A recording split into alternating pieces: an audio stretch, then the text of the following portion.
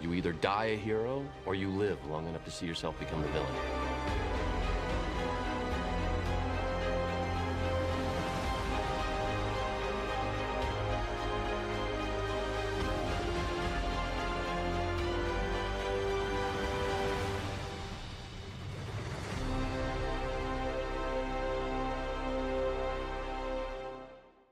Bonjour à tous et bienvenue dans une nouvelle vidéo du Pandemonium. Pour la première fois sur la chaîne, on va enfin s'intéresser à l'un de mes univers préférés, à savoir God of War. Je précise quand même que j'ai fait que le 4 pour le moment, mais que c'est prévu que je fasse les autres d'une manière ou d'une autre.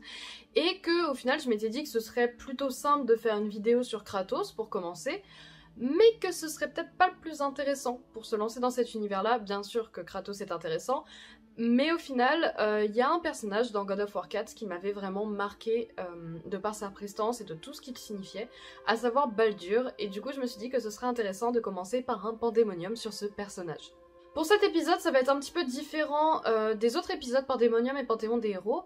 On va garder évidemment ces parties où je vous raconte l'histoire du personnage dans le jeu, ainsi que mon avis et l'analyse que je peux en faire, mais je vais rajouter une partie consacrée à son inspiration, parce que Baldur vient évidemment de la mythologie nordique, du héros et du dieu du même nom en fait. Donc je vais rajouter une première partie qui racontera l'histoire du dieu nordique et du coup de l'inspiration du personnage.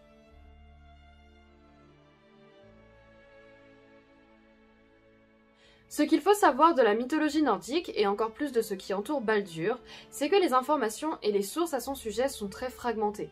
Il est le fils d'Odin et de Frigg, ayant pour femme la déesse de l'obscurité Nanna, comme frère Thor et comme enfant Forseti. Baldur est réputé comme étant un dieu adoré par tous les dieux et les déesses, sa beauté, sa grâce ainsi que sa personnalité le rendant extrêmement appréciable. Il est le dieu de la lumière, de la jeunesse et des amours, et son nom signifierait prince en islandais. Arrivé à un certain moment de son existence, Baldur commença à rêver fréquemment de sa mort. Sa mère, Frigg, prit peur et elle se mit en quête d'une solution pour prévenir la mort de son fils, et à terme, elle réussit à passer un pacte et un serment rendant Baldur invincible. Avec cette nouvelle faculté obtenue, Baldur devint en fait assez rapidement une forme de distraction pour les autres dieux, qui s'amusaient à lui lancer divers objets à la figure, remarquant que les objets ne faisaient que rebondir sur lui, et qu'au final il s'en sortait sans blessure. Loki, le dieu de la malice, vit à ce moment-là une opportunité d'exercer le mal, et il s'en alla questionner Frigg. Il demanda à la déesse si dans sa quête de rendre immortel Baldur, elle avait pensé à le prévenir de tous les maux, et elle lui répondit qu'elle n'avait pas inclus le gui dans son serment, car cela lui semblait tellement petit qu'elle ne voyait pas comment cela pouvait blesser son fils. Loki, dans sa grande malice, fabriqua une flèche faite de gui et la donna au dieu aveugle Odeur, en lui demandant de tirer la flèche sur Baldur. Le dieu s'exécuta, pensant évidemment que le projectile rebondirait comme à son habitude, mais au contraire, il pénétra la peau de Baldur, le tuant sur le coup.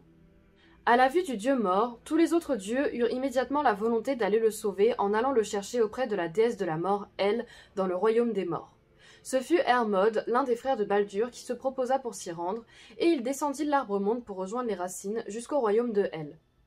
Au moment où il se retrouva face à la déesse de la mort, il vit aux côtés de la déesse le corps de Baldur, froid et pâle. Hermod supplia Elle de lui rendre son frère, essayant d'utiliser le plus d'arguments possible pour la convaincre, et au bout d'un moment, Elle finit par proposer un accord. Elle rendrait Baldur au dieu à la seule condition que toute l'humanité pleure pour ce dernier, pour prouver que Baldur était en effet le dieu aimé de tous qu'Hermod décrivait. Comme prédit par Hermod, le monde entier pleura pour Baldur, tout le monde sauf la géante Thok, qui serait en réalité Loki déguisé qui refusa de pleurer, et qui empêcha de cette manière le retour de Baldur dans le monde des vivants et le condamna à rester à Elle. La mort de Baldur sera l'un des éléments qui précipitera l'avènement du Ragnarok.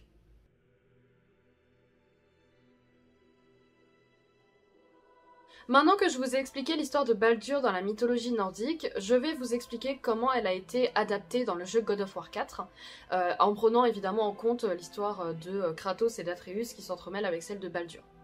Il est le fils d'Odin et de Freyja, et il est également le demi-frère de Thor et de Tyr. Alors qu'il était encore jeune, Freyja fit la découverte au travers de runes que son fils finirait par mourir, et craignant de voir Baldur disparaître, elle se mit en quête de trouver une solution pour prévenir ça. Elle jeta un sort à son fils afin de le rendre invincible et insensible à tout, que ce soit à la magie, aux dommages physiques ou aux souffrances. Cependant, ce que Freyja n'avait pas prévu, c'était le contre-coup de son sort. En lançant un sortilège sur son fils, l'empêchant de ressentir quelque chose, elle l'avait en réalité privé de tous ses sens du toucher, ce qui l'empêchait de ressentir le froid, le chaud, mais également la douleur ainsi que le plaisir corporel ou même la sensation de toucher. Tout comme pour la mythologie nordique, la faiblesse de son sortilège se trouvait au travers du gui et cela Freya en avait conscience. Pour essayer d'empêcher des attaques envers son fils par le biais de cette faiblesse, elle décida de lancer un sortilège à Mimir afin de l'empêcher de révéler ce qu'il savait. Baldur supplia sa mère de retirer le sort qu'elle avait jeté sur lui, ne pouvant supporter de ne rien ressentir. Freya refusa catégoriquement, lui affirmant qu'il la remerciera plus tard et craignant toujours la mort de son fils.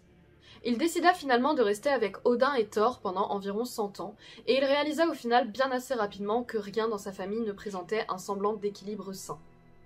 En grandissant, sa haine envers sa mère se développa encore plus, en arrivant même à regretter de l'avoir épargnée et faisant de sa vie une croisade pour la retrouver. La malédiction qu'elle lui avait jetée l'avait par ailleurs rendu de plus en plus fou, ayant été privé de ses sens pendant trop longtemps. Au début de God of War 4, Baldur est chargé de partir à la recherche du gardien Jotun, l'un des derniers Jotnar existant encore à Midgard. Il fut attiré par certains éléments laissant présager l'existence de quelqu'un de très puissant dans les bois de Midgard. Il décida de s'y rendre et il se retrouva face à face avec Kratos, le mari de la gardienne qu'il cherchait et qui était décédé quelques jours avant son arrivée. Baldur crut que Kratos était ce gardien qu'il cherchait et il le provoqua en duel. Kratos au début refusa de combattre le dieu, mais Baldur, commençant à représenter une menace, força le dieu grec à combattre. Ce dernier fut instantanément surpris de la puissance de l'inconnu qui venait de se présenter devant sa propre maison. Durant les affrontements, Baldur remarqua que dans la maison se trouvaient 2 lits, ce qui éveilla sa curiosité et poussa Kratos à se démener encore plus pour repousser le dieu. Baldur, comme prévu, ne ressentit aucune douleur ni souffrance face au dieu grec, et il éprouva même de la déception de voir que même quelqu'un d'aussi puissant ne pouvait lui faire ressentir quelque chose. I'd hope that you, of everyone I'd faced, would finally make me feel something, but you can't. Au terme de l'affrontement, Kratos réussit à lui briser la nuque et à le pousser dans un ravin qui avait été créé durant leur bataille. De par le sort de Freya, il ne mourut évidemment pas de la suite de ses blessures, et il lui fallut juste un petit peu de temps pour se rétablir. Après s'être remis de ses blessures, il décida d'aller rendre visite à Mimir en compagnie de ses 2 neveux, Magni et Maudit. Il cherchait à savoir où se trouvaient Kratos et Atreus, mais l'ambassadeur des Aesir ne savait pas. Baldur finit par retrouver leurs traces alors qu'ils étaient sur le point de rejoindre Jotunheim, et il réussit à emprisonner Kratos et à pousser Atreus dans ses retranchements, le forçant à l'attaquer aveuglément sous le coup de la colère.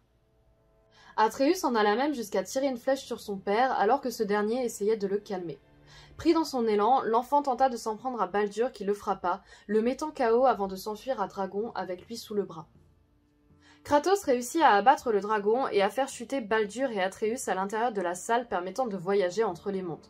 Le dieu eut le temps d'activer le Bifrost pour se rendre à Asgard, espérant que les dieux Aesir pourraient l'aider à battre Kratos, mais suite à un affrontement violent face à ce dernier, la destination fut changée et ils furent tous projetés à Helheim. Là-bas, Baldur se retrouva face à des projections de son passé au moment où il avait épargné sa mère. Il revit ce moment en essayant de forcer son lui du passé à tuer Freya, et il l'appela lâche quand il se vit incapable de le faire. Toute cette scène se déroula sous les yeux de Kratos, Atreus et Mimir, qui comprirent que Freya était alors la mère du dieu.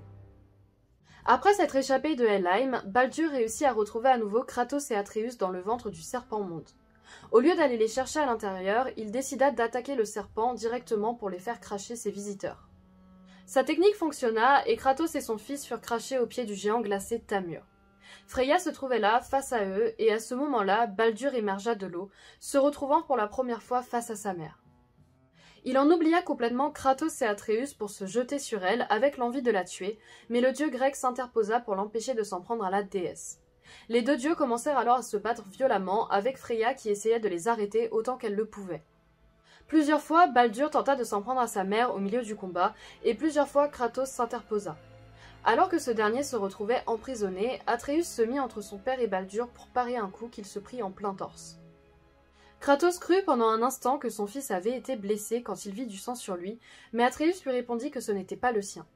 Ils se retournèrent tous 2 vers Baldur qui s'était planté dans la main la flèche de gui qu'Atreus avait trouvée plus tôt dans leur aventure. Baldur regarda sa main, prenant de grandes respirations et comprenant doucement que ce gui planté dans sa main venait en réalité de lever la malédiction que sa mère avait jetée sur lui. En se rendant compte de ça, il se lança à nouveau dans une bataille déchaînée contre Kratos. Essayant de les séparer, Freya fit se lever le corps du géant Tamur qui se fit contrer par le serpent-monde appelé par Atreus. Après des affrontements violents, Kratos finit par battre Baldur, et alors qu'il se dirigeait vers le dieu pour le tuer, Atreus l'en empêcha, disant qu'il avait déjà été battu. Kratos accepta sa requête, prévenant Baldur que s'il voulait s'attaquer à nouveau à sa famille ou à Freya, il le tuerait. Le dieu se releva et se tourna vers sa mère, lui exprimant à nouveau toute la haine qu'il avait pour elle. Elle se mit à ses pieds et lui dit qu'il pouvait faire tout pour se sentir mieux, et que si sa mort l'apaisait, alors elle l'accepterait. Baldur commença alors à étrangler sa mère, mais Kratos se décida à intervenir contre la vie de Freya. Il attrapa la tête du dieu, lui dit que le cercle devait se clôturer et qu'il devait être meilleur que ça avant de lui briser la nuque. Walked away. The Cygolians here must be better than this.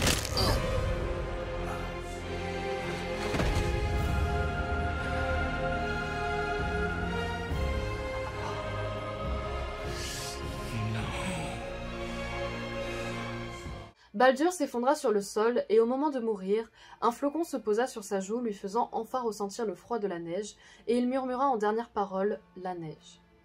Par ailleurs, au vu de ce qui se profile dans le prochain God of War et juste par son nom qui est Ragnarok, on peut également supposer que dans cette version, ce sera la mort de Baldur qui déclenchera du coup ce Ragnarok.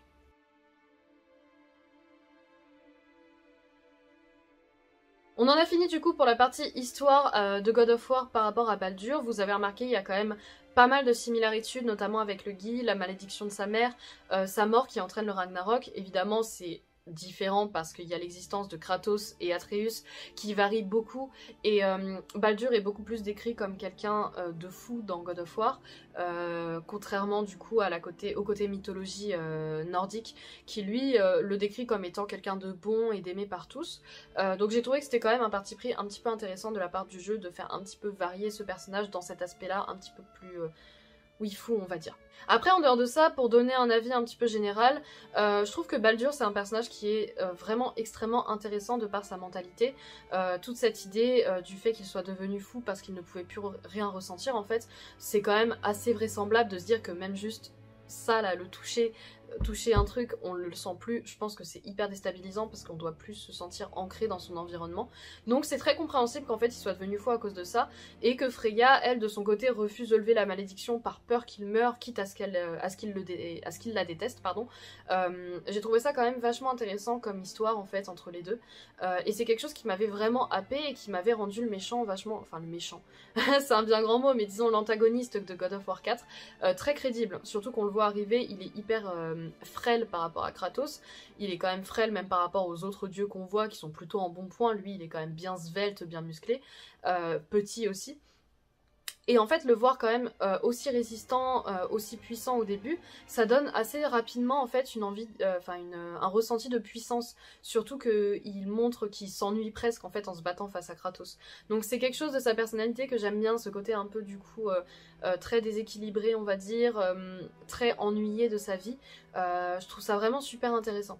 Et un autre élément que j'aime bien en fait, c'est tout simplement cette idée du personnage qui ne ressent rien. C'est vraiment un élément que j'aime que j'aime en fait quand ça revient, que ce soit dans les jeux, que ce soit dans les films.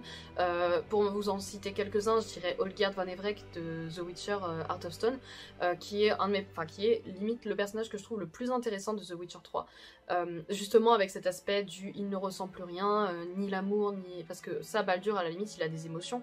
Olgierd, lui, ne ressent plus rien. Que ça soit sentiment, que ça soit physique, il ressent plus rien. Donc c'est quelque chose que je trouve super intéressant dans ce personnage-là. Et c'est aussi quelque chose que je trouve super intéressant avec Barbossa dans Pirates des Caraïbes, qui lui non plus ne ressent rien dans le premier à cause de sa malédiction. Donc ça c'est vraiment un élément qui moi me parle toujours énormément quand on parle de fiction, de jeux, de films. Et Baldur est très très bien exploité en fait, on le voit. Il se pousse dans ses retranchements, parce que Barbossa et Olgierd se permettent des choses, mais ils vont pas le faire à chaque fois. Alors que là, Baldur, à chaque fois qu'on l'a vu se battre face à Kratos, il se poussait dans ses retranchements et il voulait vraiment aller au bout pour savoir s'il ressentirait quelque chose ou pas. Donc ça, c'est vraiment quelque chose que je trouve super intéressant, cette quête désespérée de ressentir quelque chose, parce que ça l'a conduit à la folie, et je trouve que c'est super intéressant. Et un autre élément que je trouve assez intéressant et que je peux mettre en perspective du coup avec les autres que j'ai cités, c'est ses dernières paroles en fait. Le fait que ses dernières paroles ce soit juste, bon moi j'ai joué en anglais donc c'était Snow, que ça soit juste il y a un flocon qui tombe sur sa joue et qui se dise Snow, parce que en fait il l'a jamais ressenti quasiment. Je trouve ça super émouvant en fait. Enfin, c'est un personnage qui est pas noir et qui est très nuancé, qui certes veut faire du mal à Kratos, à Atreus, etc. et même à Freya, mais que je trouve quand même très nuancé parce qu'au final on comprend sa souffrance, on comprend pourquoi il en veut à sa mère et au final, au moment de sa mort, le fait de ressentir la neige comme ça, c'est ça qui... On a presque un sentiment de soulagement de sa part, en fait, que j'aime vraiment beaucoup. Et ça, je peux le mettre du coup en parallèle avec Barbossa, qui, quand il redevient humain et qu'il le ressent à nouveau, il se prend un coup de pistolet dans le torse de Barbossa, de Jack Sparrow, et le premier truc qu'il dit, c'est cold. Et c'est pareil, en fait, je trouve que le parallèle est assez intéressant et que le parti pris de ressentir du froid comme étant la première sensation, ça rend le truc presque ironique parce que ils ont rien ressenti, le premier truc qu'ils ressentent c'est une émotion et une sensation on va dire négative. Donc c'est quelque chose que j'ai vraiment trouvé très intéressant avec Baldur et évidemment n'hésitez pas à mettre en commentaire ce que vous avez pensé de ce personnage, qui est un petit échange, c'est toujours très sympa. Merci à tous d'avoir regardé cette vidéo, cette première vidéo sur l'univers de God of War. J'espère qu'elle vous aura plu et évidemment si vous avez aimé, n'hésitez pas à mettre un pouce, un commentaire, un like, c'est la même chose. Bref, à partager la vidéo également, à mettre votre suggestion pour les prochains épisodes. Je lis toujours tous les commentaires même si j'interagis pas forcément tout le temps. Et en attendant, je vous dis merci et à une prochaine pour une autre vidéo. Ciao ciao.